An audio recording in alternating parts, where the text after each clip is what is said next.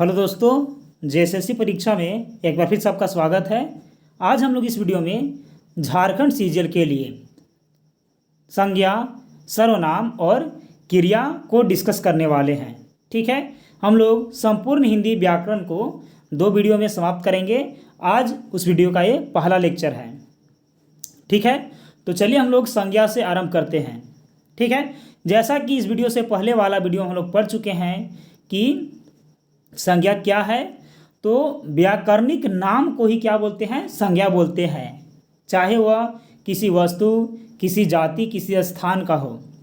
ठीक है, तो आज हम लोग इसके 5 भाग से आरंभ करेंगे। तो चलिए भाग नंबर 1 यानी कि व्यक्तिवाचक संज्ञा से आरंभ करते हैं। देखिए, व्यक्तिवाचक संज्ञा किसे कहते हैं? जिस संज्ञा शब्द से एक ही व्यक्ति, एक ही वस्तु का बोध हो उसे व्यक्तिवाचक संज्ञा कहते हैं।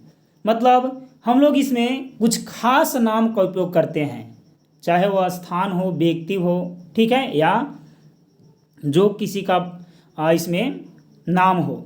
ठीक है, तो उसके खास नामों का उपयोग हम लोग इसमें करते हैं, जैसे कि अभिनवराज, पल्लवी, हिमालय, गंगा, पार्वती, दिल्ली, अमेरिका, भारत, रामायण, महाभारत, बाइबल, कुरान, गुरु ग्रंथ साहिब। तो ये सब क्या है कि किसी खास चीज़ों का नाम है।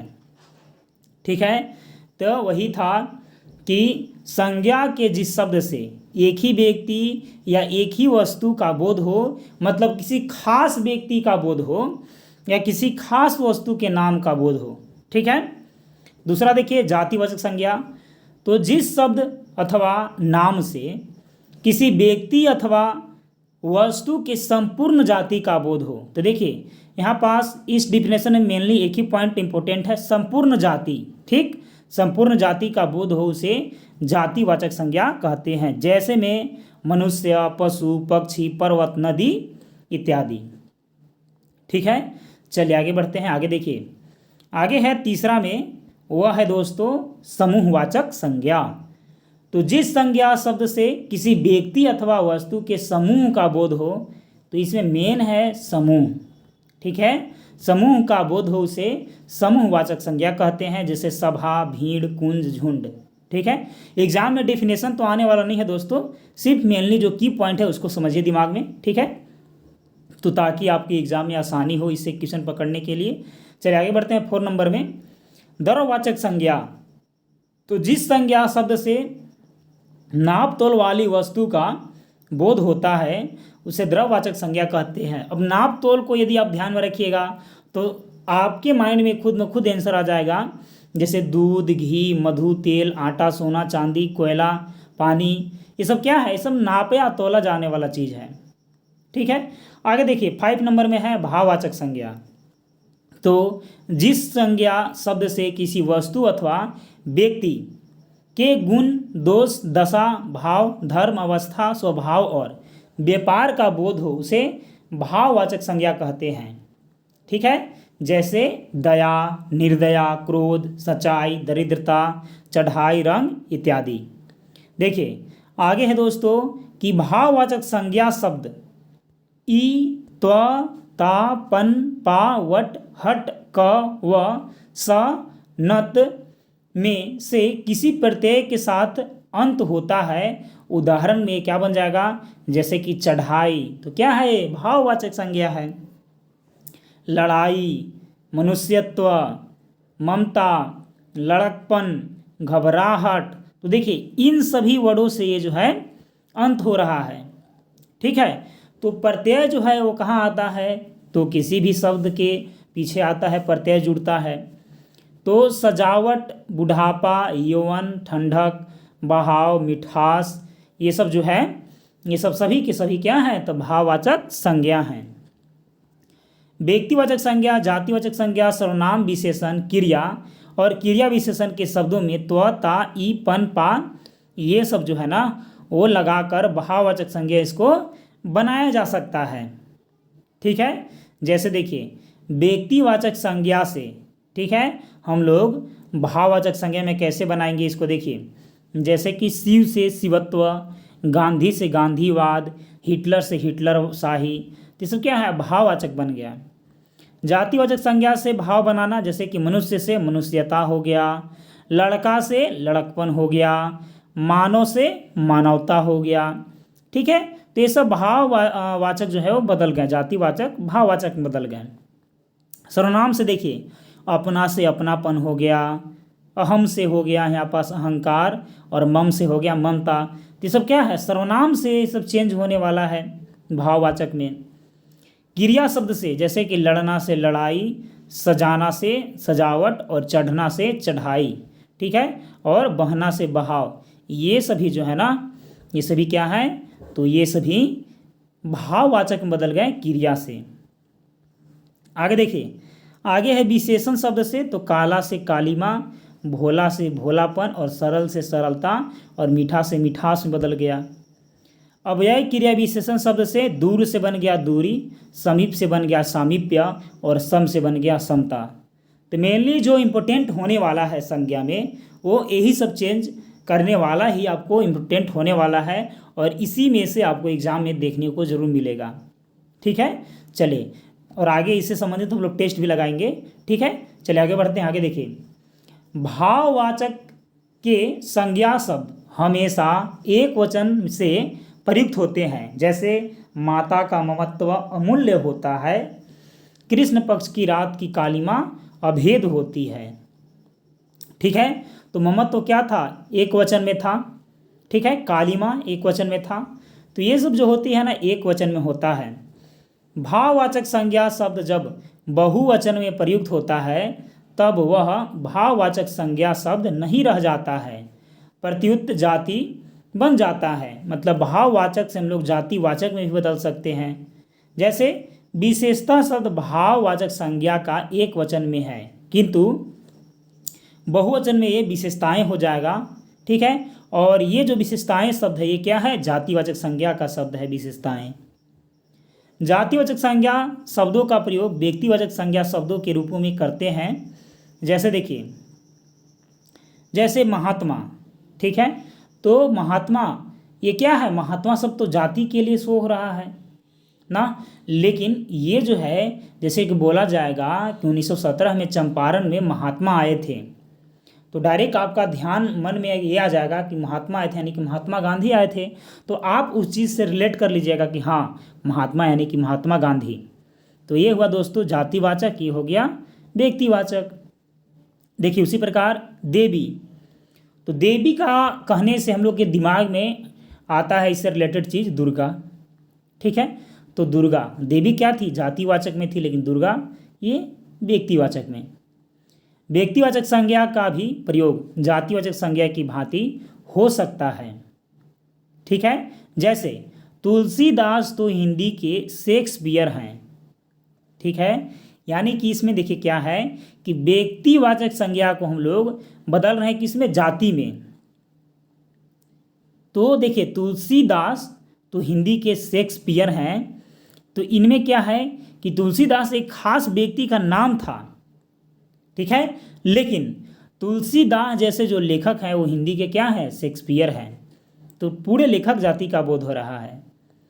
सोहन तो अपने भाई के लिए ही जयचंद्र बन गया है। तो देखिए जयचंद दोस्तों नाम था किसी का, लेकिन जयचंद का मतलब होता है कि बदलने वाला व्यक्ति।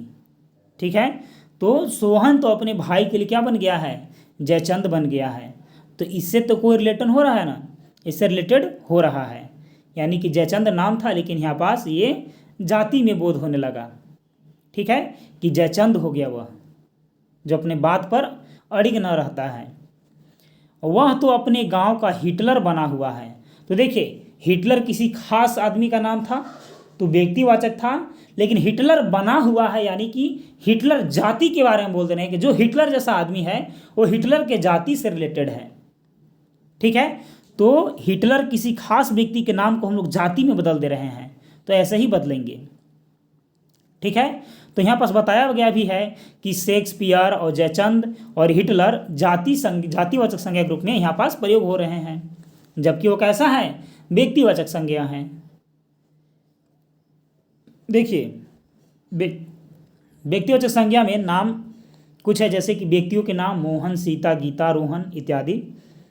महादेशों का नाम या देशों का नाम भारत, अमेरिका, रूस, अफ्रीका, ऑस्ट्रेलिया आदि। दिशाओं का नाम उत्तर, दक्षिण, पूरब, पश्चिम, अग्निकोण, नैऋत्य, बाएं, ईशान कोण, ये सब जो है ना, ये सब है दोस्तों आपका व्यक्तिवाचक में। नदियों के नाम जैसे गंगा, टेम्स, सिंधु और मिसिसिपी, वोल्गा, राइन, ये सब क्या है, तो ये सभी के सभी जो है वो व्यक्तिवाचक संज्ञा का ही उदाहरण है। आगे देखिए, महासमुद्रों या समुद्रों के नाम भी व्यक्तिवाचक में आएंगे, जैसे कि प्रशांत महासागर, अटलांटिक ओशियन, हिंद महासागर, काला सागर, भूमध्य सागर, बंगाल की खाड़ी, तो ये सभी के सभी व्यक्तिवाचक में आएंगे। इसमें दिन महीने का नाम भी आएगा, सोम, मंगल, बुध, शनिवार, ठीक है, और जनवरी फरवरी इधर आ गया, आश्विन कार्तिक आ गया, तो ये सब क्या है, व्यक्तिवाचक में है। त्योहारों का नाम होली, दशहरा, नवरंगी, छठ, बैसाखी, कृष्णाष्टमी, नागपंचमी, ये सब क्या है, तो त्योहारों का। आगे है पुस्तक के नाम, तो रामायण, महाभारत, बाइबिल, कुरान, ये सब इसी में आएगा। नगर और सड़कों का नाम Ranchi, Patna, Delhi, grand trunk road, ये सब क्या है, महात्मा गांधी पथ और सरफरजगंज रोड, ये सब क्या है, तो ये सब व्यक्तिवाचक में आएगा। पठारों पर्वतों के नाम भी व्यक्तिवाचक में आएगा, जैसे हिमालय, रॉकी, आल्प्स और कंचनजंगा और एवरेस्ट और पामीर। और राष्ट्रवासियों के नाम जैसे कि भारतीय, रूसी, अमेरिकन, यूरोपियन, ऑस्ट्रेलियन, ये सभी जो हैं दोस्तों वो सब व्यक्तिवाचक में आएंगे। आगे बढ़ते हैं जातिवाचक में। देखिए, वस्तुओं के नाम जैसे कि कमल, पुस्तक, घड़ी, मेज, घर, कुर्सी आदि, ये सब जातिवाचक में है। प्राकृतिक तत्वों के नाम भूकंप, ज्वालामुखी, वर्षा, सुखाड़, बाढ़, ये सब क्या हैं, ये सब है जातिवाचक में। उसी प्रकार आगे देखिए दोस्तों, जैसे कि पशु पक्षियों के नाम जैसे मोर, तोता, कबूतर, घोड़ा, हिरन, तीतर, गाय, औरत, ये सब क्या है, तो ये सब जातिवाचक है। पद व व्यवसायों के नाम डॉक्टर, प्रोफेसर, शिक्षक, इंजीनियर, वकील, ये सभी के सभी दोस्तों जातिवाचक संज्ञा है। ठीक है, देखिए आगे द्रव्यमानवाचक संज्ञा में देखिए, या द्रव्यवाचक संज्ञा कि धातुओं तथा खनिजों के नाम सोना, चांदी, हीरा, कोयला, अभ्रक इत्यादि। और खाने पीने की वस्तुओं का नाम जैसे तेल, घी, दूध, दही, पानी, आटा, चावल, मूंगफली, ये सब खाने पीने की वस्तुओं का नाम है। समूहवाचक संज्ञा में जैसे व्यक्तियों का समूह जैसे परिवार, सेना, संघ, झुंड, दल। वस्तुओं का समूह श्रृंखला, गुच्छा, कंघी, ढेर और मधुछता। भाववाचक संज्ञा जैसे गुण, दोष, भाव, अवधारणा, अवस्था, ये सब जो है दोस्तों ये सब भाववाचक संज्ञा में आ जाएंगे। भाववाचक संज्ञाओं का निर्माण जातिवाचक संज्ञा से, विशेषण से, क्रिया से, सर्वनाम से, अयव से, यहाँ से हम लोग भाववाचक संज्ञा कर सकते हैं। तो चलिए जातिवाचक से सबसे पहले भाववाचक बदलते हैं। तो लड़का से लड़कपन, मित्र से मित्रता और पंडित से पांडिताई, ये सब क्या है, तो ये सब है दोस्तों भाववाचक से जातिवाचक से भाववाचक में बदलना। आगे देखिए विशेषण से भी बदल सकते हैं, जैसे कि सर्द से सर्दी, मीठा से मिठास, चतुर से चतुराई, तो ये विशेषण था ये सब, और इससे हम लोग भाव में बदल दिए। क्रिया से दौड़ना से हो गया दौड़, पढ़ना से हो गया पढ़ाई, सजना से हो गया सजावट, घबराना से हो गया घबराहट, तो ये सभी के सभी दोस्तों क्रिया से हम लोग भाववाचक बदल दिए। सर्वनाम से निज से हो गया निजत्व, अपना से हो गया अपनापन। उसी प्रकार अवयव से जैसे समीप से सामीप्य हो गया, वाह वाह से वाहवाही हो गया, और परस्पर से पारस्पर्य हो गया। ठीक है दोस्तों, अब हम लोग संज्ञा से रिलेटेड क्वेश्चनों का हम लोग MCQ सोल्व करने का प्रयास करेंगे। ठीक है दोस्तों, तो चलिए आरंभ करते हैं प्रश्न नंबर 1 के साथ। तो दोस्तों 1 नंबर का क्वेश्चन आपके सामने है कि भारतीय शब्द बहुवचन है। बताना है कि जो भारतीय शब्द है वह बहुवचन है किसका। ठीक है, तो भारतीय शब्द का बहुवचन है भारतीयों। भारतीय शब्द का क्या है, भारतीयों। कौन सा शब्द बहुवचन है, कौन सा शब्द जो है वो बहुवचन है, जैसे माता, लड़का, किताब, ये सब एक वचन है। बहुवचन जो है ऑप्शन नंबर बी है। आगे देखिए, व्युत्पत्ति के विचार से संज्ञा के कितने भेद होते हैं। दोस्तों व्युत्पत्ति के हिसाब से संज्ञा के 3 भेद होते हैं। ठीक है, वो व्युत्पत्ति के हिसाब से है। ठीक है, और ऐसे 5 भेद होते हैं। चलिए आगे देखिए, आगे है इसके बाद कि अर्थ के विचार से संज्ञा के कितने प्रकार हैं। अर्थ के विचार से संज्ञा के कितने प्रकार हैं, तो अर्थ के हिसाब से है दोस्तों 5। कितने हैं? 5। जिन संज्ञा शब्दों से पदार्थों के नाप तोल का बोध होता है उन्हें क्या कहते हैं, तो दोस्तों उन्हें परिमाणवाचक कहते हैं। क्या बोलते हैं? परिमाणवाचक बोलते हैं। आगे देखिए, आगे है इसके बाद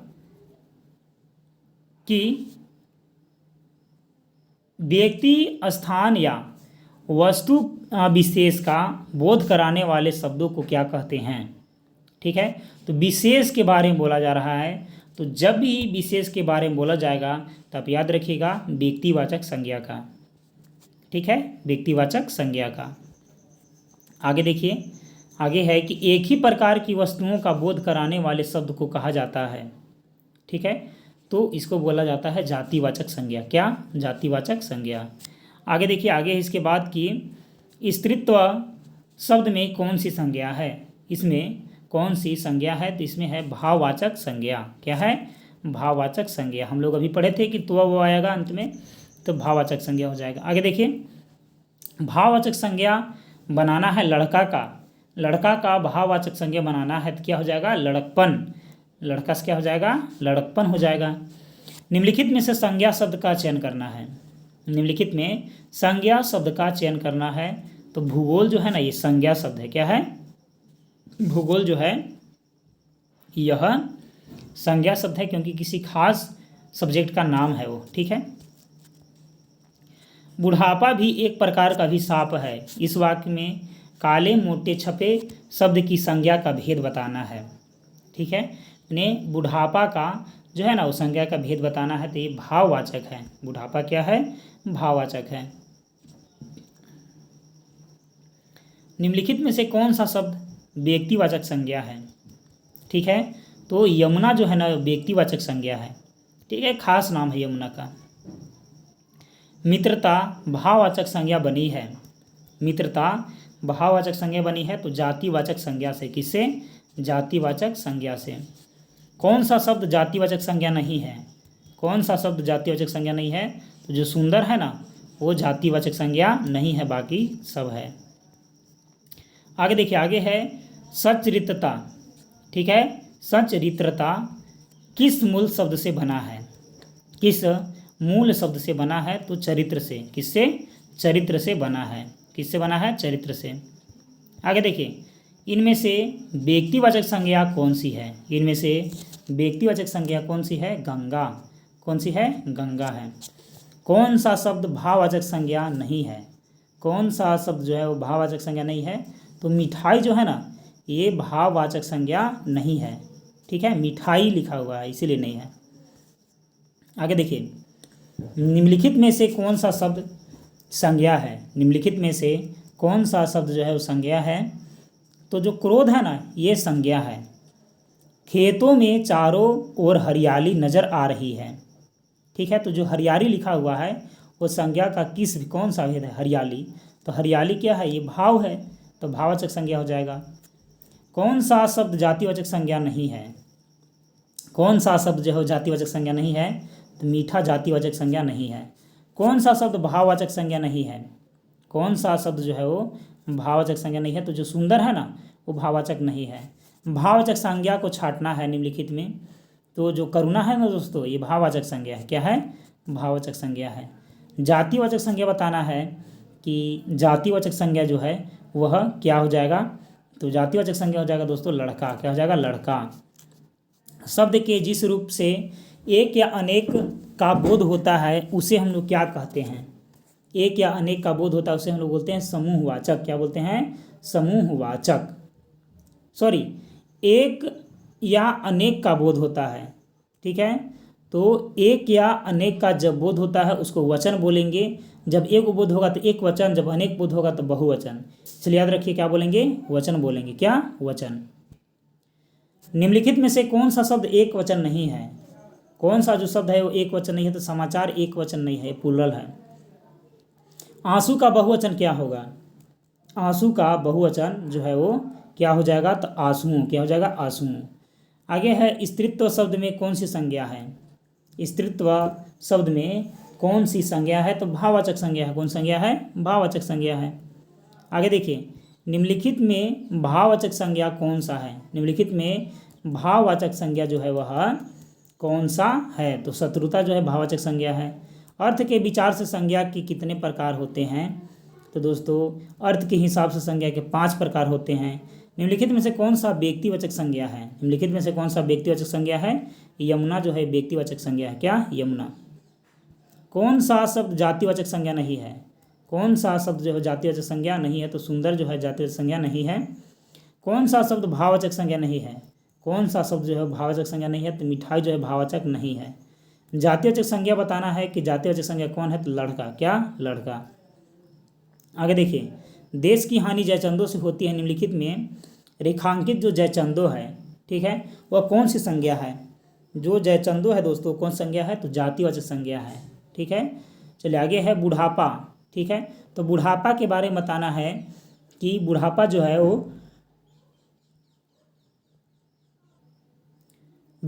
बताना है कि बुढ़ापा कौन सा संज्ञा है? तो बुढ़ापा जो है दोस्तों भाववाचक संज्ञा है। व्यक्ति, वस्तु, स्थान व भाव के नाम को क्या कहते हैं? तो दोस्तों व्यक्ति, वस्तु, स्थान के एवं भाव के नाम को संज्ञा कहते हैं। क्या? संज्ञा। सत्सई शब्द में कौन सी संज्ञा है? सत्सई शब्द में कौन सी संज्ञा है? तो समूहवाचक। क्या? समूहवाचक। आगे है विजयिनी मानवता हो जाए। यह पंक्ति में रेखांकित शब्द की संज्ञा है। ठीक है, इस पंक्ति में रेखांकित शब्द की संज्ञा बताना है कि क्या हो जाएगा? तो इसमें हो जाएगा दोस्तों भाववाचक, यानी कि मानवता क्या है? भाववाचक है। संज्ञा के संबंध में कौन सा कथन सही है? संज्ञा के संबंध में कौन सा कथन सही है? तो उपयुक्त सभी कथन, जैसे कि संज्ञा विकारी है, संज्ञा व्यक्ति, वस्तु, स्थान का नाम है, भाववाचक संज्ञा में प्रायः बहुवचन नहीं होते हैं, उपयुक्त सभी ठीक है। आगे है विजयादशमी शब्द में कौन सी संज्ञा है? ठीक है दोस्तों, इसमें जो है वह व्यक्तिवाचक संज्ञा है। भाववाचक संज्ञाओं का निर्माण इनसे होता है। तो भाववाचक संज्ञाओं का निर्माण जो है वो इन सभी से, जैसे कि संज्ञा से, सर्वनाम से, क्रिया से, सभी से होता है। ममत्व में कौन सी संख्या है? ममत्व में कौन सी संज्ञा है? तो भाववाचक संज्ञा। कौन? भाववाचक संज्ञा है। रामचरितमानस के रचयिता गोस्वामी जी हैं। इस वाक्य में रेखांकित शब्द की रचना बताइए। रेखांकित शब्द की यहाँ पास रचना बताना है कि क्या हो जाएगा? तो हो जाएगा व्यक्तिवाचक संज्ञा। आगे देखिए, आगे है कि भारत संयुक्त राष्ट्र संघ में शामिल है। ठीक है, शामिल है। इस वाक्य में रेखांकित शब्द का संज्ञा बताना है कि क्या हो जाएगा? तो इसमें हो जाएगा दोस्तों समूहवाचक। क्या? समूहवाचक। निम्नलिखित वाचक में संज्ञा बताना है। निम्नलिखित भाववाचक का संज्ञा बताना है कि भाववाचक संज्ञा कौन है? तो भाववाचक संज्ञा है दोस्तों उपयुक्त में से सभी ठीक है। प्रेम, मिठास, शत्रुता, सभी, तो सभी ठीक है। निम्नलिखित में से समूहवाचक संज्ञा बताना है।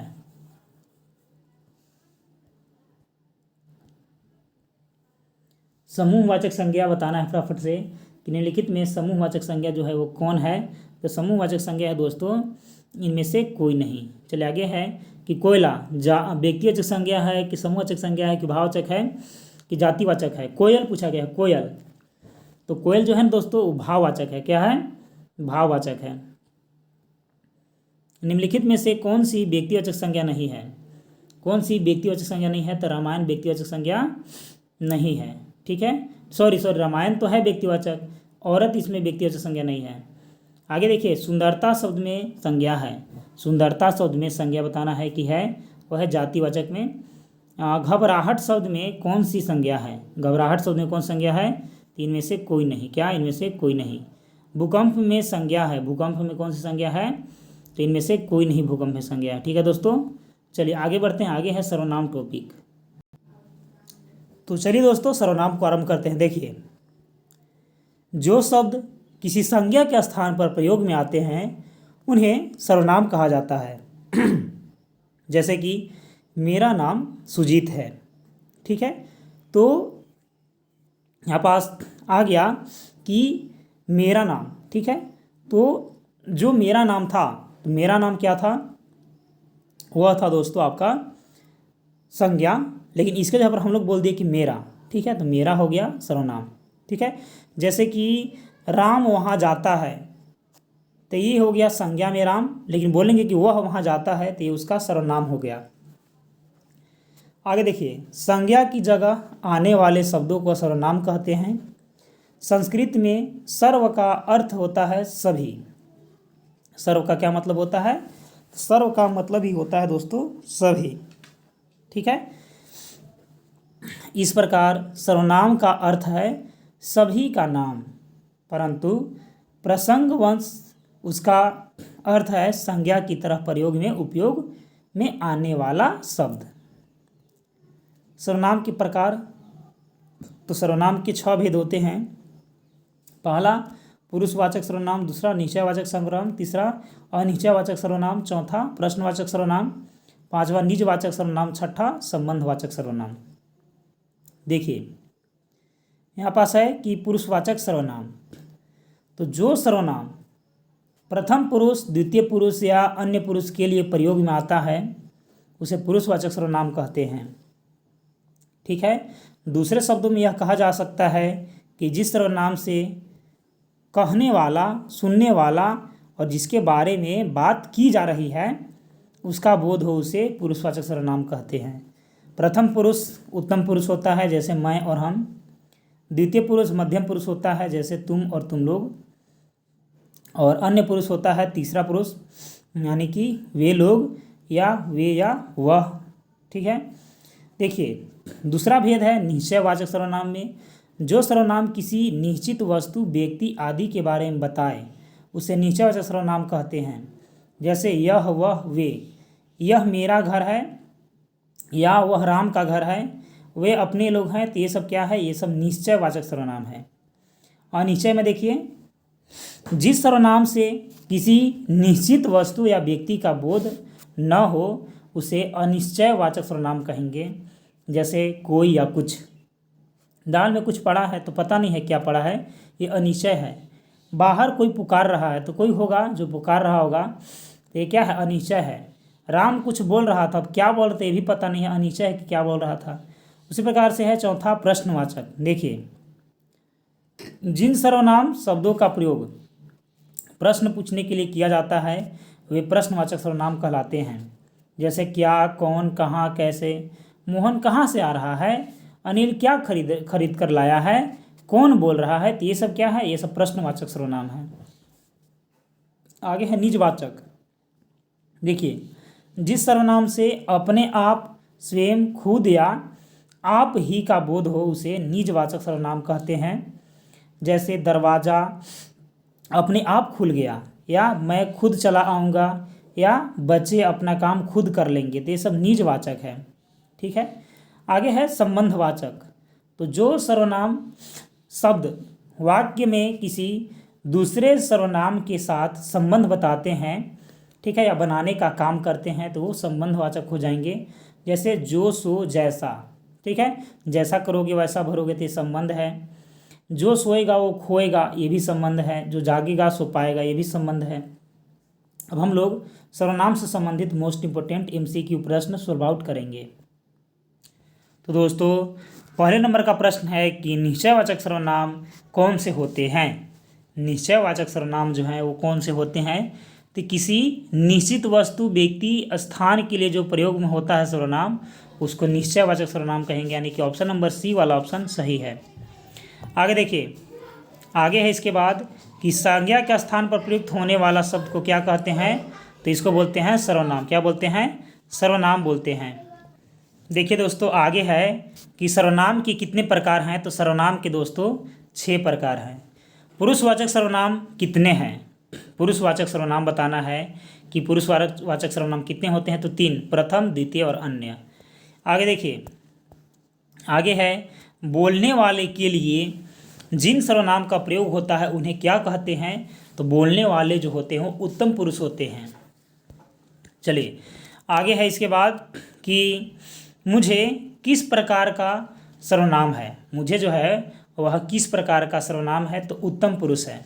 ठीक है, निश्चयवाचक सर्वनाम कौन सा है? तो निश्चय जो तभी होता है जब हम लोग यह बोलते हैं। क्या?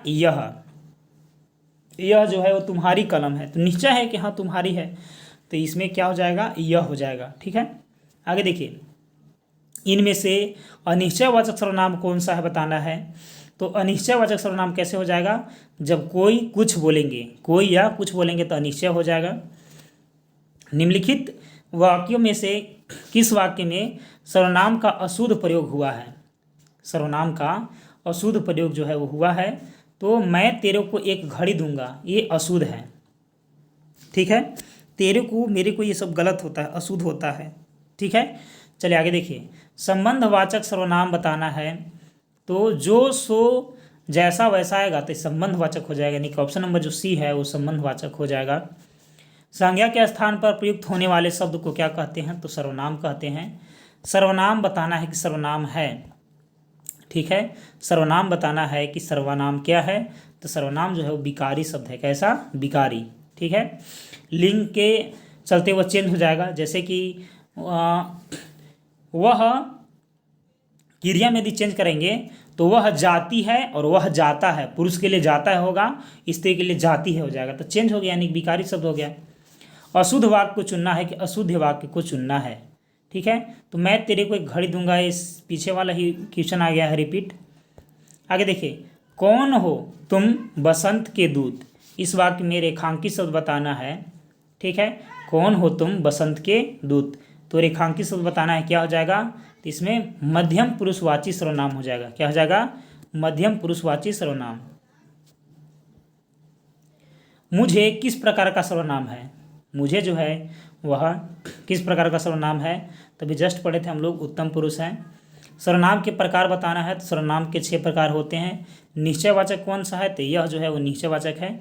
तो इसी प्रकार दोस्तों अनिश्चय वाला बता दीजिए कि अनिश्चय वाला कौन है, तो कोई कुछ रहेगा तो अनिश्चय हो जाएगा। ठीक है, चलिए अब हम लोग बढ़ते हैं अगले टॉपिक की ओर।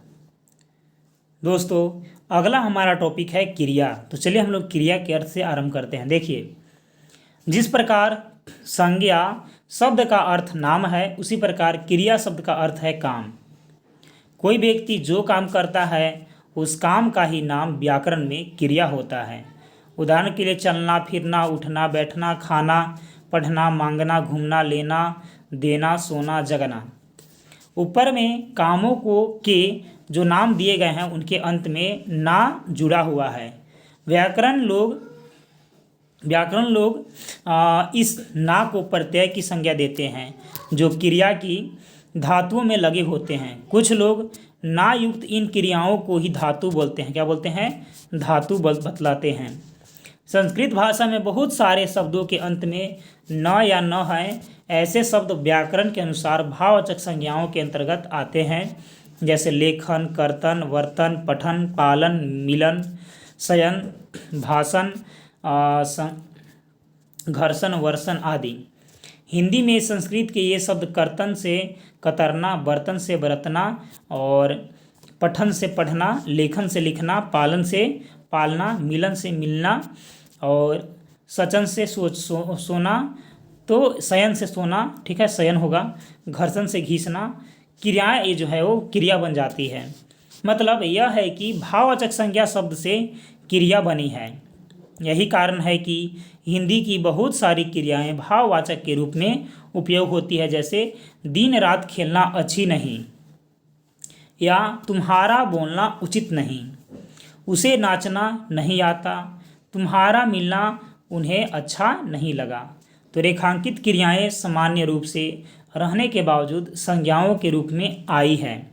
ऐसे क्रिया रूपों को क्रियार्थक संज्ञा भी कहते हैं। अधिकांश व्याकरण मानते हैं कि धातु में ना लगाकर सामान्य क्रिया बनाई जाती है, जैसे पठ धातु में ना लगाएंगे तो पढ़ना हो जाएगा, खा में ना लगाएंगे तो खाना हो जाएगा।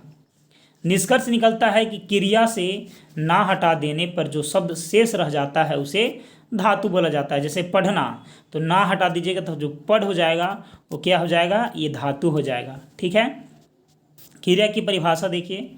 वाक्य में जिस शब्द से किसी काम का होना अथवा करना पाया जाए उसे क्रिया कहते हैं। उदाहरण के लिए, पल्लवी को खेलना अच्छा लगता है, अनुराग का भोपाल जाना तय है, अभिषेक का दौड़ना पसंद है। इन वाक्यों में प्रयुक्त खेलना, जाना, दौड़ना से किसी काम का होना अथवा करना पाया जाता है, अतः ये शब्द क्रिया हैं। जिस विकारी शब्द से के प्रयोग से हम किसी वस्तु के विषय में कुछ विधान करते हैं उसे क्रिया कहते हैं। ठीक है, मतलब किसी वस्तु के विषय में जो काम के बारे में हम लोग जो व्याख्यान देते हैं उसे हम लोग क्रिया बोलते हैं। धातु, जिस मूल शब्द से क्रिया बनती है उसे धातु कहते हैं। जिस मूल शब्द से जो क्रिया बना हुआ है उसको धातु बोलते हैं। जिस मूल शब्द से विकार होने से क्रिया बनती है उसे धातु कहते हैं। जैसे भागा, क्रिया में आ प्रत्यय लगाने से भाग मूल शब्द में लगा है, इसलिए भागा क्रिया की धातु भाग हो जाएगा। इसी तरह आए क्रिया की धातु आ, जाऊंगा माने क्रिया की धातु जा। ठीक है, माने जाऊंगा में क्रिया के धातु क्या है, जा। ठीक है, उसमें उंगा प्रत्यय लगा हुआ है, तो क्रिया की धातु इसमें जो है वो दिया गया है। जैसे होती है, तो होती में हो क्रिया की धातु है और ती जो है वो क्या है, प्रत्यय है। धातु के अंत में ना जोड़ने से जो शब्द बनता है उसे क्रिया का साधारण रूप कहते हैं। जैसे भाग में ना, आ में ना, जा में ना, हो में ना, हो ना। ठीक है, इत्यादि। ठीक है, ये सब साधारण रूप है। आगे देखिए, आगे है दोस्तों इसके बाद कि धातु की पहचान। तो प्रस्तुत शब्दांश में ना लगाकर देखा जाए, यदि ना लगने पर क्रिया बने तो समझना चाहिए कि वह शब्दांश धातु है। क्रिया के भेद। धातु दो प्रकार के होते हैं, पहला मूल धातु और दूसरा यौगिक धातु। देखिए, पहला मूल धातु। मूल धातु स्वतंत्र होती है जो किसी अन्य शब्द पर निर्भर नहीं होती है, जैसे आ, जा, खा, पी, रह, पढ़, खेल, दौड़ इत्यादि। यौगिक धातु। यौगिक धातु मूल धातु में प्रत्यय जोड़कर एकाधिक धातुओं को संयुक्त करके अथवा संज्ञा और विशेषण में प्रत्यय जोड़कर बनाया जाता है यौगिक धातु। ठीक है, उसी प्रकार देखिए प्रेरणार्थक क्रिया। ठीक है, प्रेरणार्थक क्रिया की रचना अकर्मक और सकर्मक दोनों प्रकार की क्रियाओं से होती है। क्रियाओं में आना, लाना, जोड़ने से प्रथम प्रेरणार्थक क्रिया तथा वाना जोड़ने से प्रेरणार्थक क्रिया का द्वितीय प्रेरणार्थक रूप बनता है। जैसे यहाँ पास दिखाया गया है, एक साइड मूल धातु है, एक साइड है प्रथम प्रेरणार्थक और दूसरा है द्वितीय प्रेरणार्थक। देखिए, तो सबसे पहले मूल धातु में दौड़ में ना लगाया गया है तो दौड़ना हो गया, इधर हो गया प्रेरणार्थक में दौड़वाना। खाना में खिलाना हो गया, इधर हो गया प्रेरणार्थक में खिलवाना, द्वितीय प्रेरणार्थक में। ठीक है, और मूल धातु उठ में ना जोड़ेंगे तो प्रथम प्रेरणार्थक हो जाएगा उठना और इधर हो जाएगा द्वितीय में उठवाना। देना में हो जाएगा दिलाना, इधर हो जाएगा दिलवाना। करना में हो जाएगा कराना, इधर हो जाएगा करवाना। सोना में हो जाएगा सुलाना, इधर हो जाएगा सुलवाना। पीना में हो जाएगा पिलाना, इधर हो जाएगा पिलवाना। और लिखना में हो जाएगा लिखना, इधर हो जाएगा लिखवाना। ठीक है, चलिए आगे देखिए, आगे है यौगिक क्रिया। ठीक है, तो दो या दो से अधिक धातुओं के संयोग से यौगिक क्रिया बनती है। जैसे उठना, बैठना, रोना, धोना, आना, जाना, चलना फिरना, बैठ जाना, उठ जाना, पढ़ लेना, खा लेना, ये सब क्या है, यौगिक क्रिया है। नाम धातु। संज्ञा या विशेषण से बनने वाले धातु को नाम धातु कहते हैं। जैसे हाथ से हथियाना, लात से लतियाना, बात से बतियाना, गरम से गरमाना, चिकना से चिकनाना, जूता से जुतियाना और ठंडा से ठंडाना, लाठी से लठियाना, ये सब क्या है, नाम धातु है। क्रिया के भेद। देखिए, क्रिया एक विकारी शब्द होता है। इसका रूप लिंग, वचन और पुरुष के अनुसार बदलता है। यह तीन प्रकार के शब्दों से बनती है, धातु से, संज्ञा से और विशेषण से। धातु में ना जोड़कर बनाते हैं तो पढ़ से हो जाएगा पढ़ना, और धातु में आना जोड़कर बनाते हैं तो हाथ से हो जाएगा हथियाना। ठीक है, चलिए आगे देखिए, तो संज्ञा से बना दिए और विशेषण से जब हम लोग बनाएंगे, विशेषण से जब बनाएंगे जैसे चिकना तो चिक आना यानी कि हो जाएगा चिकनाना, ये विशेषण हो गया। आगे देखिए, रचना की दृष्टि से क्रिया के भेद। रचना की दृष्टि से क्रिया के दो भेद होते हैं, पहला मूल क्रिया और दूसरा होता है यौगिक क्रिया। देखिए, मूल क्रिया क्या होता है। मूल क्रिया धातु से बनती है मूल क्रिया और वह स्वतंत्र होती है, किसी अन्य शब्द पर आश्रित नहीं होती है। जैसे खाना, चाय पीना, चाय पीना, खाना हो गया, पीना हो गया, पिया हो गया, खा हो गया, आ हो गया, रह हो गया, देख हो गया, पढ़ हो गया, तो ये सब जो हो गया ना, सब मूल क्रिया है। दूसरा है यौगिक क्रिया। यौगिक क्रिया एक से अधिक तत्वों से मिलकर बनती है, कभी मूल धातु में प्रत्यय जोड़कर और कभी संज्ञा और विशेषण में प्रत्यय लगाकर यौगिक क्रिया बनाई जाती है। जैसे पढ़ना से हो गया पढ़वाना, पीला से हो गया पिलाना। यौगिक क्रिया के भेद जो होते हैं, यौगिक क्रिया के 4 भेद होते हैं: प्रेरणार्थक क्रिया, संयुक्त क्रिया, अनुकरणात्मक क्रिया और नाम धातु क्रिया। पहला है प्रेरणार्थक क्रिया। देखिए, जब कर्ता स्वयं कार्य न करके किसी दूसरे को कार्य करने के लिए प्रेरित करता हो तो ऐसी क्रिया प्रेरणार्थक क्रिया कहलाती है। जैसे करना से कराना, उठना से उठाना, चलना से चलाना, देना से दिलाना।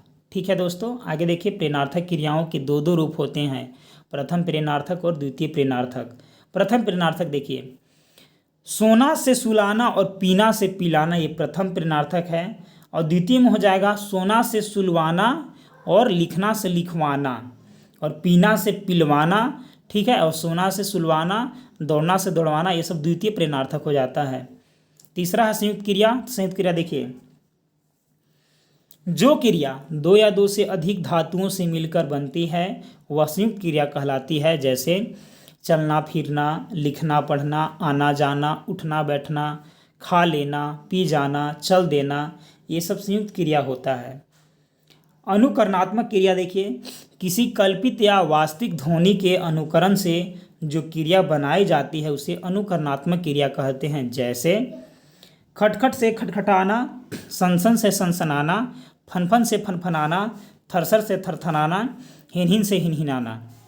ठीक है, आगे देखिए नाम धातु क्रिया। तो संज्ञा या विशेषण से बनी क्रिया नाम धातु क्रिया कहलाती है। जैसे हाथ से हथियाना, बात से बतियाना, जूता से जुतियाना। ठीक है, ये सब नाम धातु क्रिया। आगे देखिए कर्म की दृष्टि से क्रिया के भेद।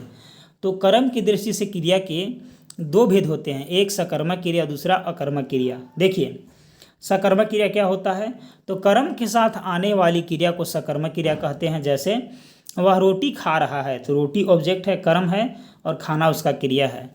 नौकर पानी पिला रहा है आदि। ठीक है, इसमें स्पष्ट है कि जिस क्रिया के व्यापार का संचालन कर्ता से हो परंतु संपन्न क्रिया का फल जो है वो कर्म पर पड़े तो वह सकर्मक क्रिया होता है। जैसे अनुराग फल खाता है तो फल ऑब्जेक्ट है। ठीक है, और अभिषेक आम खाता है, ये सब जो है दोस्तों, ये सब सकर्मक क्रिया के उदाहरण हैं। ठीक है, चलिए आगे बढ़ते हैं। आगे देखिए दूसरा है दोस्तों अकर्मक क्रिया। देखिए जिन क्रियाओं के प्रयोग में कर्म की आवश्यकता नहीं होती है उन्हें अकर्मक क्रिया कहते हैं। इसका तात्पर्य यह है कि अकर्मक क्रिया का फल कर्म पर न पड़कर कर्ता पर पड़ता है। जैसे वह हंस रहा है, मैं सो रहा हूँ, तुम खेल रहे हो। इन वाक्यों की क्रियाओं का फल स्वयं कर्ता पर पड़ रहा है, अतः ये क्रियाएं अकर्मक क्रियाएं हैं। ठीक है दोस्तों, चलिए आगे देखिए अकर्मक और सकर्मक क्रियाओं के भेद। सकर्मक क्रिया के 3 भेद होते हैं, एक कर्मक, द्विकर्मक और अपूर्ण सकर्मक क्रिया।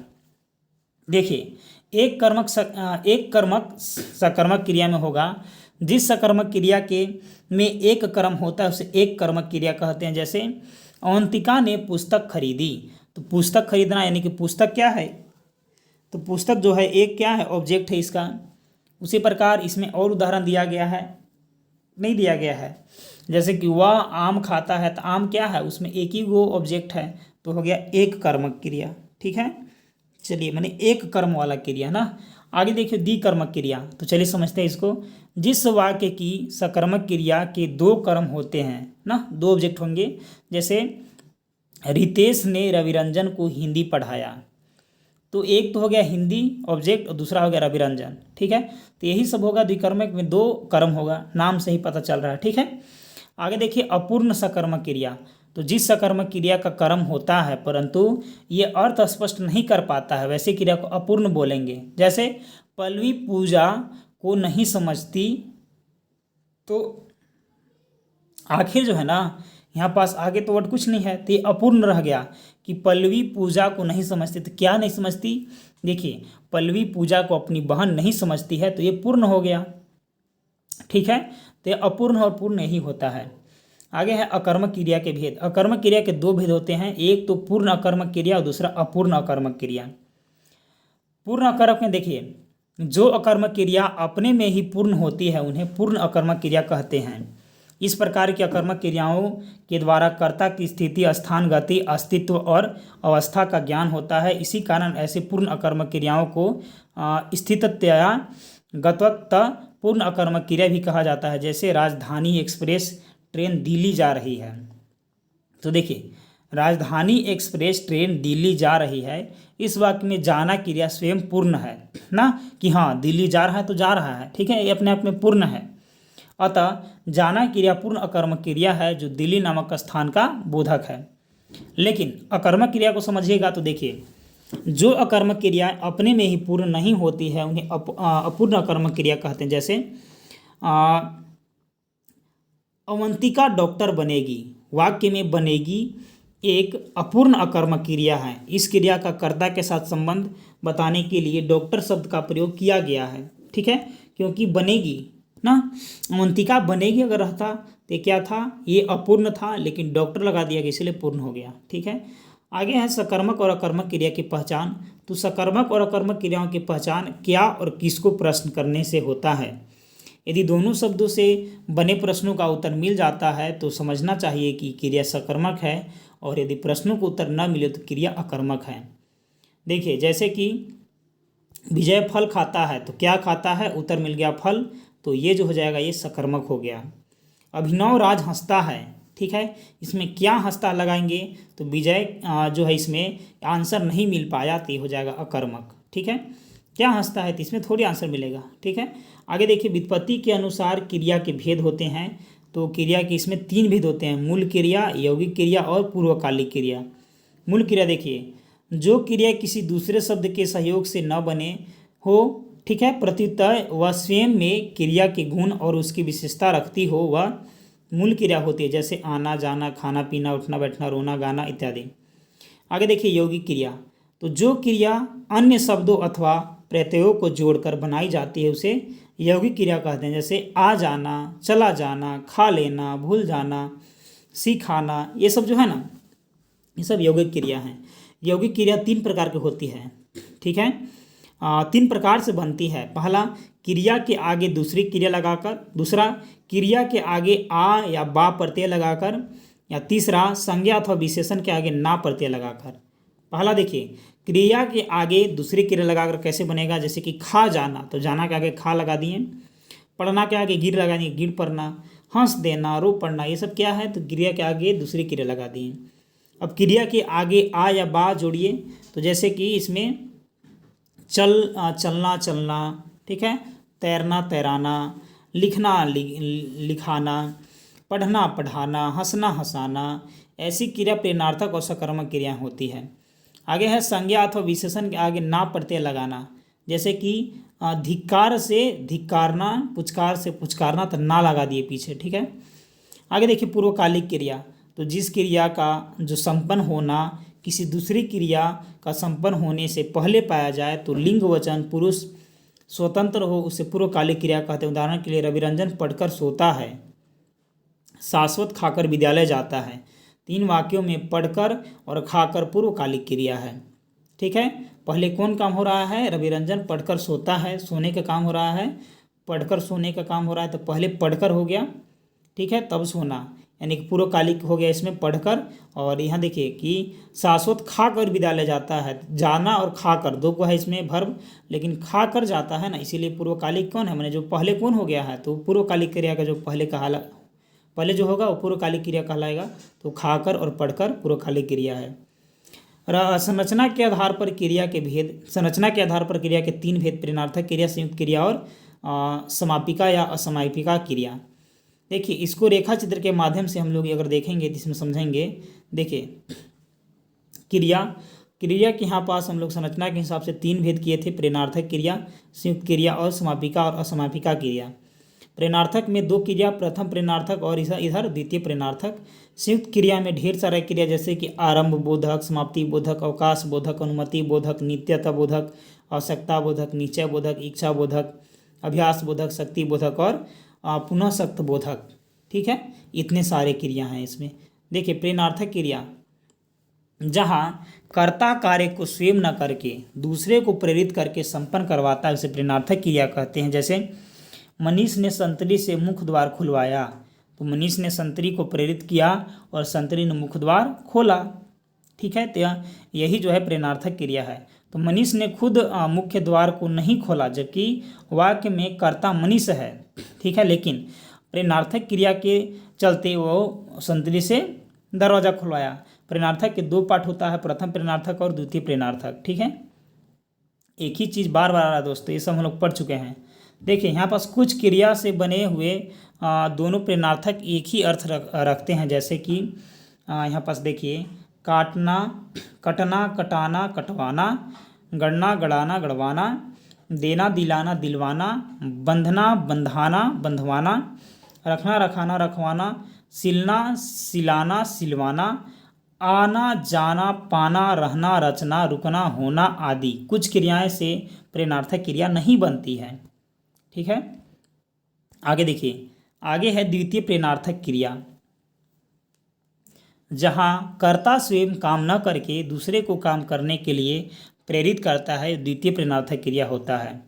जैसे लिखना से लिखवाना। ठीक है, ये सब बहुत सारी चीज़ हम लोग पढ़ लिए हैं। आगे देखिए, संयुक्त क्रिया को भी हम लोग पढ़ लिए हैं, लेकिन देख लेते हैं एक बार। संयुक्त क्रिया दो क्रियाओं के योग से बनते हैं। जैसे उछलना में पढ़ना लगा देंगे तो हो जाएगा उछल पढ़ना, छूना में जाना लगा देंगे तो छू जाना, उठना उठाना में लेना लगा देंगे तो उठा लेना, चलना में पढ़ना लगा देंगे तो चल पढ़ना। ये सब संयुक्त क्रिया है। क्या है? संयुक्त क्रिया है। उसी प्रकार देखिए, संयुक्त क्रिया की रचना के स्रोत दिया गया है। जैसे कि देखिए, क्रियार्थक संज्ञा के मेल से आना में पढ़ना जोड़ेंगे तो आ पढ़ना हो जाएगा। और इसमें वर्तमान कालिक में कृदंत से मेल से, जैसे कि जाते रहना में जाते रहना, जाते प्लस रहना, जाते रहना, और संज्ञा के योग से दिखाई में देना लगा देंगे। ठीक है, तो क्या हो जाएगा? दिखाई देना। ठीक है, या स्वीकार करना। ठीक है, और पुरुषत्व शब्द से मेल से देखना में लगा देंगे तो इसमें क्या हो जाएगा? भालना। ठीक है, मिलना। ठीक है, ये सब पूर्वकालिक क्रिया के सहारे खाकर, सोकर, बैठकर, ये सब क्या है? पूर्वकालिक क्रिया है। ठीक है, तो इसी प्रकार से ये सब कुछ चीज़ें हैं जो आपको याद करना है। ठीक है, टेबल से। चलिए आगे देखिए, आगे है रंजक क्रिया। तो जो क्रिया मुख्य क्रिया के प्रभाव में वृद्धि करती है वह रंजक क्रिया कहलाती है। रंजक क्रिया का अपना अर्थ नहीं होता है, यह मुख्य क्रिया के साथ बाद में प्रयुक्त होती है। जैसे सुस्मिता ने कहानी सुना दी, सुस्मिता ने कहानी सुना दी। प्रियंका ने नीतू को भूगोल पढ़ा दिया। ये सब रंजक क्रिया होता है। इन दोनों वाक्यों में दी और दिया शब्द सुना और पढ़ा को प्रभावशाली बना देते हैं। अतः दी और दिया रंजक क्रियाएं हैं। अन्य वाक्यगत उदाहरण, उसने मेरे पीछे CID लगा दिया, वह जोर जोर से रोने लगा, सुपीरिया को घर छोड़कर जाना पड़ा। ये सब जो है ना दोस्तों, ये सब रंजक क्रियाएं के उदाहरण है। आगे है समापिका या असमापिका में। पहला देखिए, समापिका क्रिया। जो क्रिया वाक्य को समाप्त करती है उसे समापिका क्रिया कहते हैं।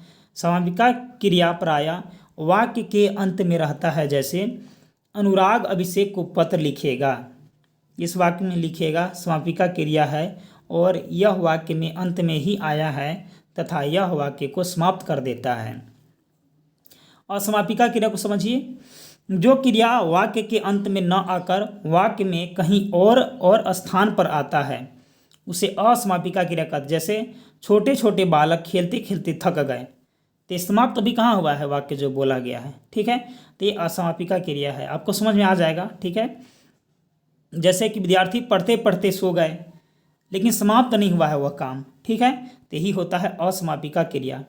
आगे देखिए, अर्थ के अनुसार क्रिया का वर्गीकरण। अर्थ के अनुसार क्रिया के 5 भेद होते हैं। ठीक है, पहला है निश्चयार्थक, दूसरा है संभावनावार्थक, तीसरा है संदेहार्थक, और चौथा है आज्ञार्थक, और पांचवा है संकेतार्थक। देखिए, निश्चयार्थक क्रिया। निश्चयार्थक क्रिया से क्रिया के अर्थ में निश्चय का बोध होता है, किंतु निश्चयार्थक क्रिया का कोई निर्धारित रूप नहीं होता है। जब क्रिया और किसी वर्ग में नहीं आ पाती है तो उसे निश्चयार्थक क्रिया वर्ग में ही डाल दिया जाता है, किंतु प्रश्न सूचक वाक्य की क्रिया को इस वर्ग में रखा जाता है। उदाहरण के लिए, विनीत पटना गए, प्रमोद आज नहीं आएगा, रघुनाथ तो बड़ा धूर्त निकले, ठीक है, अमरेंद्र आज डाल्टनगंज जाएंगे। तो ये सब जो है ना, ये सब निश्चयार्थक क्रिया है, ठीक है। आगे देखिए, आगे है संभावनार्थक क्रिया। तो जिस क्रिया से संभावना, आकांक्षा आदि भावों का बोध होता है उसे संभावनार्थक क्रिया कहते हैं। जैसे राजपाल को उचित है कि वे न्याय करें, तो ये संभावना लगाया जा रहा है। महाराज की जय हो, संभावना, आज वर्षा हो सकती है, ये सब जो है ना संभावना लगाया जा रहा है कि आज वर्षा हो सकती है, ठीक। आगे है संदेहार्थक क्रिया। तो संदेह का बोध कराने वाले क्रिया को संदेहार्थक क्रिया का, जैसे कि चिट्ठी आती होगी, संदेह लगा रहे कि हाँ चिट्ठी आ रही होगी। टुनटुन सोया होगा, सुरेंद्र जी कॉलेज गए होंगे, ठीक है। तो ये सब जो है ना, ये सब संदेहार्थक क्रिया है। आगे देखिए, आज्ञार्थक क्रिया। आज्ञार्थक क्रिया के आदेश, उपदेश, निषेध, प्रार्थना आदि भाव व्यक्त होते हैं। जैसे सीमा पर जाकर दुश्मनों से लड़ो, तो ये आज्ञार्थक देना है, आज्ञा दिया जा रहा है, उपदेश दिया जा रहा है। चलिए आगे देखिए, पांचवा संकेतार्थक क्रिया। संकेतार्थक क्रिया से एक घटना की दूसरी घटना पर निर्भरता रहती है। एक क्रिया के सिद्ध होने पर ही दूसरी क्रिया के सिद्ध या संपन्न होने का संकेत प्रकट होता है। जैसे यदि देश में प्रचुर अन्न उपजता है तो लोग भूखे क्यों मरते, तो ये संकेतार्थक है। यानी एक क्रिया पहले संपन्न हो जा रहा है, तब दूसरे क्रिया का संकेत प्रकट हो रहा है, ठीक है। जाति के आधार पर क्रिया के भेद, एक होता है सजातीय क्रिया, दूसरा होता है समापिका क्रिया। सजातीय क्रिया कर्म के साथ आने वाले प्रयुक्त होने वाले क्रिया सजातीय क्रिया कहलाते हैं। सजातीय क्रिया का संबंध सजातीय कर्म से जुड़ा हुआ है, अतः सजातीय कर्म को समझना आवश्यक है। जब किसी क्रिया के साथ उसी क्रिया से बनी हुई भाववाचक संज्ञा कर्म के समान प्रयुक्त हो तो ऐसे कर्म को उस क्रिया के संबंध में सजातीय कर्म कहते हैं। जैसे क्या तुमने खाना खाया, तो ये सजातीय है, ठीक है। खाना खाया तो सजातीय लग गया। भारतीय सेना ने कई लड़ाइयाँ लड़ी के साथ क्या है, सजातीय है, एक ही प्रकार का क्रिया है, ठीक है। समापिका क्रिया अभी जस्ट पढ़े थे कि जिस विकृति क्रिया से वाक्यों में क्रिया की समाप्ति का बोध होता है समापिका क्रिया कहते हैं। जैसे राम प्रसाद हंसता हुआ भुवनेश्वर के लिए विदा हुआ, ठीक है, उन्हें भुवनेश्वर वो जाने लगा, तो क्रिया संपन्न हो गया, वह चल गया। आगे है कृदंत क्रिया। देखिए परिभाषा, क्रिया या धातु के अंत में जो प्रत्यय लगाकर क्रिया बनती है उसे कृदंत क्रिया कहते हैं। जैसे बैठ में आ और चढ़ में ओ, तो हो गया चढ़ो और ये हो गया बैठा, ठीक है। चल में ओ जोड़ेंगे तो हो जाएगा चलो, पढ़ में आ जोड़ेंगे तो पढ़ा, जी में ओ जोड़ेंगे तो जियो, कर में ई जोड़ेंगे तो करी या की हो जाएगा, ठीक है। कृदंत क्रिया के भेद, कृदंत क्रिया के 4 भेद होते हैं, तो इतने 4 भेद। पहला है दोस्तों इसमें वर्तमान कालिक कृदंत क्रिया, दूसरा है भूतकालिक कृदंत क्रिया, तीसरा है पूर्वकालिक कृदंत क्रिया, चौथा है तत्कालिक कृदंत क्रिया, ठीक है। तो इसी प्रकार से इसको समझ लीजिए। जैसे कि वर्तमान कालिक में ता जोड़ेंगे तो पढ़ में ता तो हो जाएगा पढ़ता, और भूतकालिक में ई जोड़ेंगे तो हो जाएगा गिर में ई यानी कि गिरी, और पूर्वकालिक में कर जोड़ेंगे तो हो जाएगा पढ़कर, और इसमें तत्कालीन कृदंत में हो जाएगा चलाते ही या उठाते ही, ठीक है। तो इसी में से आपको इस टेबल को अच्छे ढंग से याद रखना है, ठीक है, समझ लीजिएगा तो हो जाएगा, ठीक है। चलिए आगे बढ़ते हैं। आगे इसी चीज़ को उसमें जो है वो दिखाया गया है बृहद रूप में, ठीक है। तो आप यदि इस टेबल को समझ गए होंगे कि इसमें जोड़ेंगे ता, इसमें ई, इसमें कर, और इसमें इस प्रकार का वर्ड है जैसे कि चलाते ही, उठाते ही, ठीक है। तो ये वाला नीचे वाला सेक्शन खत्म हो जाएगा, ठीक है। चलिए अब हम लोग इस चैप्टर से संबंधित महत्वपूर्ण MCQ प्रश्नों को सोल्व करने का प्रयास करेंगे। पहला है दोस्तों कि रचना की दृष्टि से क्रिया के कितने भेद होते हैं, ठीक है। रचना की दृष्टि से क्रिया के कितने भेद होते हैं, तो 2 भेद होते हैं। कितने भेद होते हैं? 2 भेद होते हैं। क्रिया का मूल रूप कहलाता है दोस्तों, क्रिया का मूल रूप धातु कहलाता है। क्या? धातु कहलाता है। निम्नलिखित क्रियाओं में से कौन सी क्रिया अनुकरणात्मक नहीं है? अनुकरणात्मक नहीं है, तो झुठलाना जो है ना वो अनुकरणात्मक नहीं है।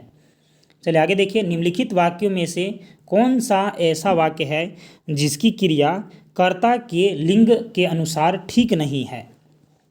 ठीक है, कर्ता के लिंग के अनुसार जो है वो ठीक नहीं है। जैसे कि हाथी सोता है हो जाएगा, यहाँ लिखा है हाथी सोती है, तो ये ठीक नहीं है।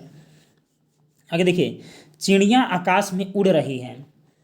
चिड़िया आकाश में उड़ रही, इस वाक्य में उड़ रही है क्रिया का किस प्रकार का है। उड़ रही है तो क्रिया का किस प्रकार का है। उड़ना क्या है, ये अकर्मक है। ठीक है, आगे देखिए, निम्नलिखित में से किस वाक्य में अकर्मक क्रिया है। अकर्मक क्रिया बताना है कि किस वाक्य में है। तो गेहूँ पीस रहा है। ठीक है, तो गेहूँ पीस रहा है, ये क्या है, अकर्मक है। और आगे देखिए, मैं बालक को जगवाता हूँ, तो क्या करता हूँ, जगवाता हूँ, आंसर मिल गया, तो सकर्मक हो गया। मदन गोपाल को हंसा रहा है, किसे हंसा रहा है, तो गोपाल को, आंसर मिल गया। राम पत्र लिख रहा है, क्या लिख रहा है, तो पत्र, तो इसमें भी आंसर मिल गया, यानी कि गेहूँ पीस रहा है, ये क्या है, अकर्मक है। आगे है, निम्नलिखित में से किस वाक्य में अकर्मक क्रिया है। निम्नलिखित में से किस वाक्य में अकर्मक क्रिया है। देखिए, श्याम भात खाता है, क्या खाता है, भात, आंसर मिल गया, सकर्मक हो गया। ज्योति रोती है, आंसर नहीं मिलेगा, इसमें क्या लगाइएगा, तो यही हो जाएगा अकर्मक। सुमित सो रहा है, वाक्य में क्रिया के किस भेद है, तो सोना क्या है, अकर्मक क्रिया है, डायरेक्ट हो जाएगा यहाँ से। ठीक है, आगे देखिए, वह घर पहुँच गया, इस वाक्य में पहुँच गया निम्नलिखित में से किस क्रिया का उदाहरण है। ठीक है, तो ये संयुक्त क्रिया का है, क्योंकि पहुँच गया, पहुँच और गया, ठीक है, दो गो को जोड़ दिए हैं। आगे देखिए, जब क्रिया के कार्य का फल कर्म पर पड़ रहा हो तो उसे क्या कहते हैं, तब उसे बोलते हैं सकर्मक क्रिया। निम्न शब्दों में क्रिया नहीं होती है, निम्न शब्दों में जो है वह क्रिया नहीं होती है, छाया जो है ना, इसमें क्रिया नहीं है। आगे है कि सकर्मक क्रिया कौन है। सकर्मक क्रिया कौन है, तो लिखना जो है ना, ये सकर्मक क्रिया है। आगे है इसके बाद कि संयुक्त क्रिया किसे कहते हैं। संयुक्त क्रिया किसे कहते हैं, तो दो क्रिया या दो से अधिक क्रिया को एक साथ लाना ही संयुक्त क्रिया कहते हैं। ठीक है, आगे है, जो शब्द काम का नाम बताए उसे क्या कहते हैं, तो जो शब्द काम का नाम बताते उसे क्रिया कहते हैं। ठीक है, धातु के कितने भेद होते हैं, तो दोस्तों धातु के 5 भेद होते हैं। कितने, 5। वह खाना खाकर सो गया, इस वाक्य में खाकर कौन सी क्रिया है, तो खाकर माने वह काम हो गया, यानी कि पूर्वकालिक है। ठीक है, संयुक्त क्रिया के कितने भेद होते हैं दोस्तों, तो संयुक्त क्रिया के 11 भेद होते हैं। कितने, 11 भेद होते हैं संयुक्त क्रिया के। चलिए आगे बढ़ते हैं, आगे है इसके बाद, चलिए आगे का प्रश्न देखिए, मैं पत्र लिखूंगा वाक्य में कौन सी क्रिया है। मैं पत्र लिखूंगा, तो ये समापिका क्रिया है। ठीक है, आगे देखिए, आगे है इसके बाद कि क्रिया या धातु के अंत में जो प्रत्यय लगाकर क्रिया बनती है, जो प्रत्यय लगाकर क्रिया बनती है उसे क्या कहते हैं। ठीक है, तो उसे कृदंत क्रिया कहते हैं। क्या, कृदंत क्रिया।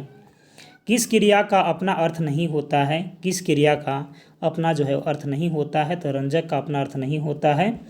धातु के बाद वा प्रत्यय जोड़कर कौन सी क्रिया बनती है, कौन सी क्रिया जो है वो बनती है, तो प्रेरणार्थक, अद्वितीय प्रेरणार्थक क्रिया होता है। ठीक है, जैसे कि करना से करवाना, ठीक है, जाना, लाना से लनवाना, ये सब जो है ना वो सब द्वितीय प्रेरणार्थक है। धातु के बाद आ प्रत्यय जोड़कर कौन सा क्रिया बनती है, ठीक है, तो प्रथम प्रेरणार्थक होता है, आ लगा देंगे, प्रथम पर्यार्थक।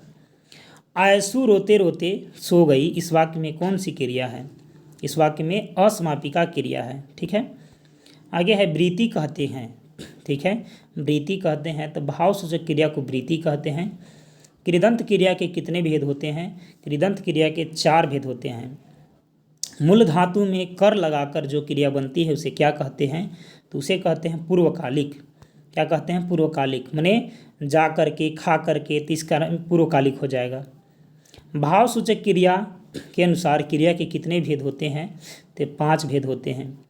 किताब रखकर चले जाओ वाक्य में कौन सी क्रिया है, तो इसमें दोस्तों आज्ञा सूचक है, आज्ञा दे रहे हैं, किताब रख के चले जाओ। कार्य के आधार पर क्रिया के कितने भेद होते हैं दोस्तों, तो कार्य के आधार पर क्रिया के 2 भेद होते हैं। ठीक है, आगे है इसमें कि सकर्मक क्रिया के कितने भेद होते हैं, सकर्मक क्रिया के कितने भेद होते हैं, तो 3 भेद होते हैं। आगे है काम का नाम बताने वाले शब्द को क्या कहते हैं? क्रिया कहते हैं। क्रिया के रूप परिवर्तित होते हैं। क्रिया के जो रूप होते हैं वो परिवर्तित होते हैं। किसके अनुसार परिवर्तित होते हैं? तो लिंग के अनुसार, वचन के अनुसार, पुरुष के अनुसार, सभी के अनुसार, तो सभी के अनुसार। क्रिया मूल किसे कहते हैं? ठीक है, क्रिया मूल किसे कहते हैं? तो धातु को मूल कहते हैं। क्रिया बनाने के लिए धातु में क्या जोड़ना चाहिए? क्रिया बनाने के लिए धातु में दोस्तों ना जोड़ना चाहिए। मूल धातु का प्रयोग आज्ञार्थक रूप में किसके साथ किया जाता है? तो तू के साथ। ठीक है, आगे है मूल धातु होती है। मूल धातु होती है, स्वतंत्र होती है मूल धातु। नाम धातु में किस प्रत्यय का योग होता है? नाम धातु में किस प्रत्यय का योग होता है? तो आ का। ठीक है, आगे देखिए, संज्ञा और विशेषण शब्दों में प्रत्यय लगाकर जो धातुएं बनती है उसे क्या कहते हैं? उसे नाम धातु कहते हैं दोस्तों। क्या? नाम धातु कहते हैं। आगे देखिए, संज्ञा विशेषण और क्रिया विशेषण शब्दों के बाद जब दो अलग अलग धातु आते हैं तो उन्हें क्या कहते हैं? तो उन्हें सम्मिश्र धातु कहते हैं। क्या? सम्मिश्र धातु। निम्नलिखित विकल्पों में से सकर्मक क्रिया का चयन करना है। ठीक है, तो सकर्मक क्रिया लेटना, छूटना, पिघलना या तड़पाना, तो तड़पाना सकर्मक है। आगे इसके बाद की ध्वनि के अनुकरण पर जो धातु बनती है उसे क्या कहते हैं? उसे बोलते हैं अनुकरणात्मक धातु। द्विकर्मक क्रिया, रिक्त स्थान भरना है। एक द्विकर्मक क्रिया इसमें से कौन सा है? ठीक है दोस्तों, तो द्विकर्मक क्रिया का रिक्त स्थान यहाँ पास इसमें भरना है। देखिए, प्रथम कर्म जो है ना वो प्राणीवाचक होता है और द्वितीय कर्म जो है अप्राणीवाचक होता है, ये द्विकर्मक होगा। आगे देखिए, आगे इसके बाद कि जहाँ क्रिया में कर्म की आवश्यकता नहीं होती उसे क्या कहते हैं? तो जहाँ क्रिया में कर्म की आवश्यकता नहीं होता है उसे अकर्मक कहेंगे। और सकर्मक क्रिया वाला जो वाक्य है, ठीक है, वो क्या होता है कि सतीश ने केले खरीदे। ठीक है, ये सकर्मक क्रिया वाला वाक्य है।